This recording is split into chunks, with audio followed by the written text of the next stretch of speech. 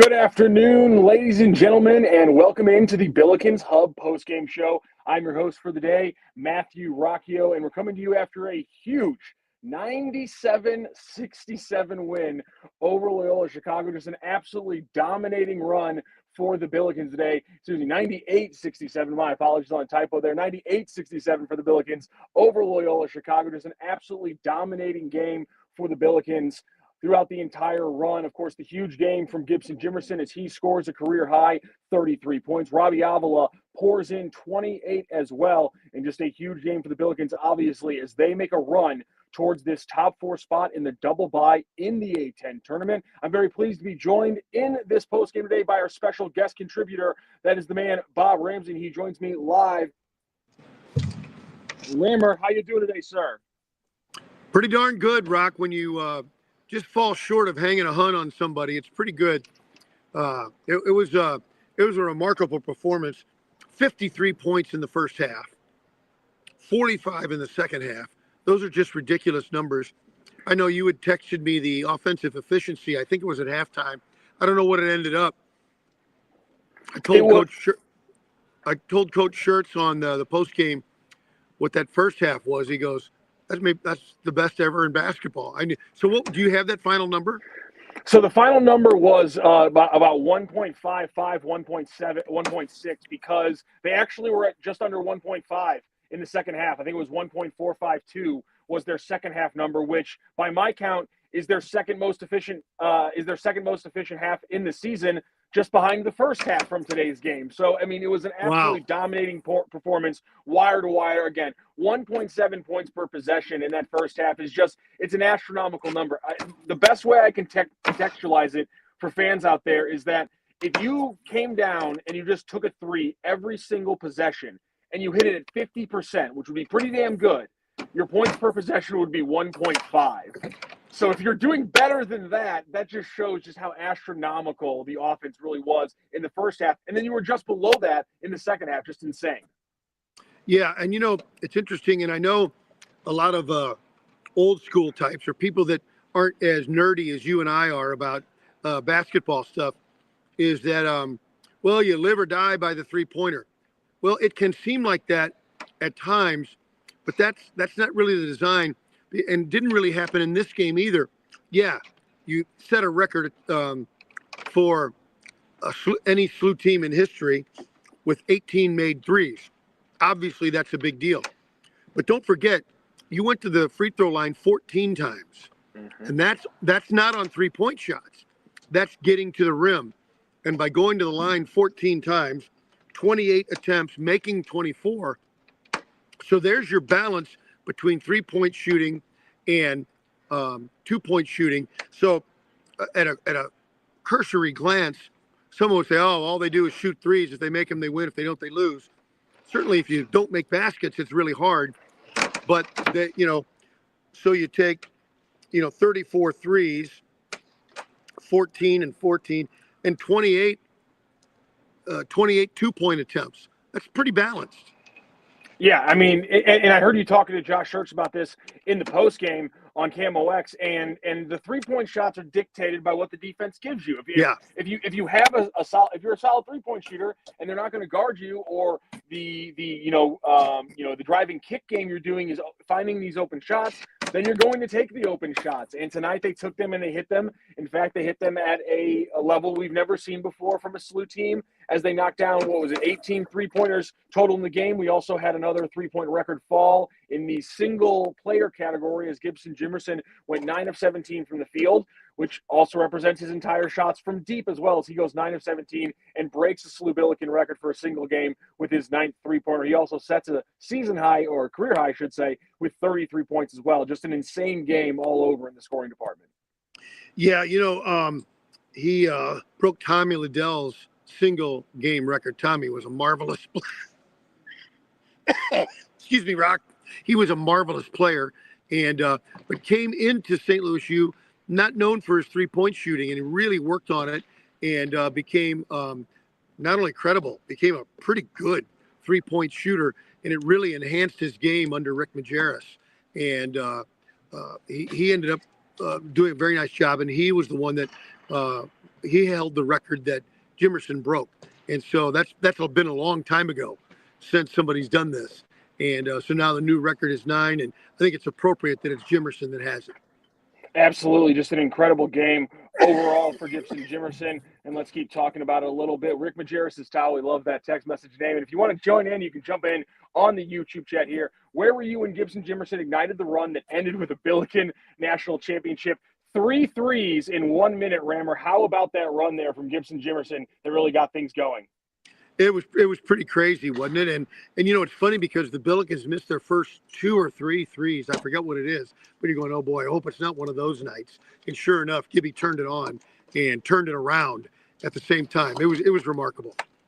Yeah, and just an incredible game overall. Obviously, Gibson Jimerson, 33 points. Robbie Avila pours in another 28. I know that Kalu Anya didn't score a lot in this game, but his impacts early, I thought, kind of jumped out. And I know we talked a lot in the previous postgame about the issues that the Billikens had with these slow runs, and we really saw them turn it around today.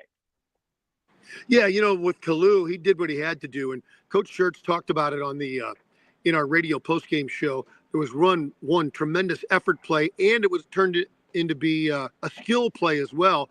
On a offensive rebound, he really didn't in real terms grab the rebound, but he was in a scrum and jumped up from in the paint and was able to tip it to Kobe Johnson and got it to him right in the shooting pocket. It was really remarkable, like a design play, but it was just Kalu putting in the extra effort. And then once he got to the ball to know what to do with it. And of course, Johnson knocked it down. Yeah, and everything was running. One thing I really wanted to point out, though, was there was that slow point in the second half when things slowed down a little bit. Was that an issue with shot making, or was that the offense failing to generate the way they were, throughout the entire rest of the game? I got a sense that both teams, when that happened, were kind of playing in mud. I think I even said that on the broadcast. It kind of looked like things had kind of just sort of stagnated for a few minutes. And a lot of times there's not a real explanation for it. You know, you think sometimes you get caught ball watching, right? And instead of moving without the ball. And so sometimes it's inexplicable. But that stretch was a little confounding. I think it went from a 21-point lead to like 11 or 12, something like that. And they were able to kind of kick it back into gear and continue to proceed that way. In fact, I think they were like 1 of 8 from the floor or something like that, and then just went berserk after that ugly stretch. No doubt about that. It was just a huge game overall, and we're throwing up some stats here that we put together, just some quick game notes to kind of break down some of the things we pointed out here. Like we said, they jumped out to that early 10-4 lead. They took a 53-33 lead into halftime. As you can see, that 20-point lead never really disappeared or changed throughout the rest of the game. They trailed for a total of 17 seconds at the start of the game. We talked about those huge halves, Gibson Jimerson's big game, the records overall, and really – the last thing we need to talk about, I really think, is Amari McCautry, because 10 points, a rebound, and a steal. He hits, he goes 3 for 3 from the floor. He hits both of the threes he takes, gets a couple of free throws as well. And really, I can't remember, Rammer, a player turning around their game, or not even turning around their game, because we knew he had this ability, but the confidence and the consistency factor just was never there for Amari McCautry, back-to-back games. Schertz even pointed out this is the first time he's had back-to-back games where he had success, and now it's 3 games in a row, and it really has been a huge change for the Billikens. Yeah, we just started talking about, Earl and I on the radio broadcast, talking about the McCautry factor and what a difference it's making. And he's essentially, there are some differences, but essentially filling the Kellen Thames minutes. And he doesn't do it exactly the same, but there are some similarities in their game with their length and their intensity. At this point in time, Thames, who is a veteran, probably played with a little more obvious energy, but McCautry is getting there. His defense is stellar, and he knows how to use that 7-foot wingspan. And so he's kind of taking those minutes. That's kind of how I look at it. And it's something they've been looking for since the middle of November. You're watching the Billikens Hub postgame right now on Sports Hub STL. I'm Matthew Rocchio, your host today. Our special guest contributor today, Bob Ramsey, live from the Chaffetz Arena after broadcasting the game on KMOX. If you want to join into the conversation, you can right here on YouTube. And just another text here from Rick Majerus. Kyle, favorite sequence of the game was after Amari had the turnover on the fast break. Shirt goes out to counsel him. Then Amari gets the and one next play. Speaks to his growth this season. Well, also to the style, the coaching style of Coach Shirts, McCautry was beside himself that he made that play. And it wasn't an actual hug, but it was almost to go out and hug and say, okay, you made a mistake. You know what you did. Let's keep playing. And he did. And you got by it. And giving players confidence that you don't come out when you make a mistake, or you don't get yelled at when you make a mistake all the time. Sometimes a mistake is horrific enough. You do need some hard coaching. But I think Coach Shirts really has a great bedside manner, if you will. I think it's remarkable, and I agree with the person who sent us that message. That was a really good sequence. I'm 100% on board. Yeah, I'm with you on that one. Rammer, few more games left here to close out the regular season schedule. Obviously, the top four spot is still in the cards for the Billikens. They're putting themselves in a good spot here. What do they need to do over these next 3 games to really seal it? Well, it's going to be tough. You go to Dayton. It's been a few years since the Billikens have been able to win in Dayton Arena. A marvelous venue, great fans, and obviously it's a terrific team. They lost a couple of their shooters to the transfer portal to come into this year. But having said that, when they played in St. Louis, they really shot the ball well. So I think the challenge will be for St. Louis University to not only continue what they've been doing in defending the 3, but emphasizing it even more, because I think they're going to need it next Tuesday at Dayton.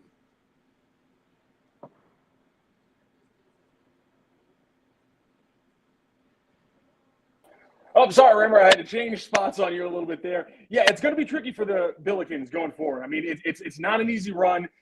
I really thought that they were going to benefit from having Dayton on the schedule twice. I remember a tweet somebody said, who's got the best chance at a at-large bid from the A10? And my comment was, well, who are the teams that get Dayton on their schedule twice? Because it looks like that was going to be the prime team here. But VCU's gone on that run since the SLU loss. Dayton looks a little bit more vulnerable. So it's going to be a tough match. But if they come away from it, it completely changes the season in their favor. Yeah, it really can, Rock. And all you can do is play out the string, and win your games. And then you let the dust settle at that point. That's all trite stuff, but it's absolutely true. That's why we always say it, because it's actually true. The Billikens have a tough way to go playing at Dayton, and the other teams do not have a challenging schedule. But, teams can have hiccups. But let me look at what I have here. The teams ahead of SLU are with us in the bunch. Dayton and St. Joe's won. Mason loses, though. Not that affects SLU, but my point is that a good team can not have a great game, in particular on the road down the stretch, and come up and bite them. So we'll see what happens. I think it kind of looks like we're pretty close to seeing how this thing's going to break down, though.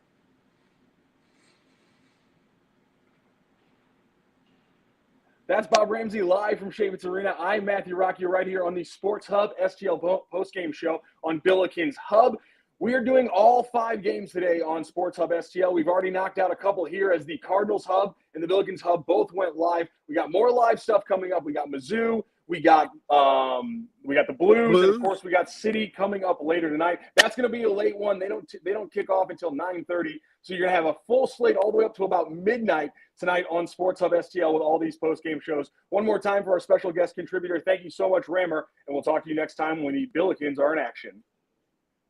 There he is, Bob Ramsey. Thank you so much for joining us, Bob Ramsey. That it is a big Billikens win for St. Louis, 98-67 over Loyola Chicago. Records breaking all over the place. Single game 3-point records fall to Gibson Jimerson. Single game records fall for Gibson Jimerson as he scores 33, his career high. And of course, the Billikens